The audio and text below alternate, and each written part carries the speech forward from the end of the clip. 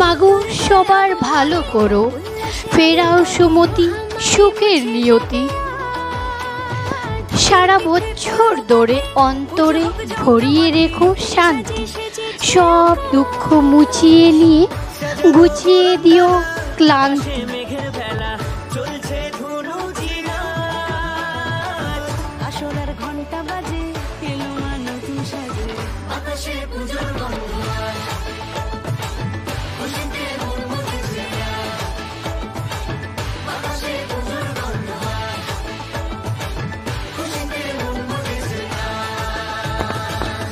সবাইকে জানাই মহালয়ার শুভকামনা এবং আগাম দুর্গাপূজার আন্তরিক প্রীতি ও শুভেচ্ছা।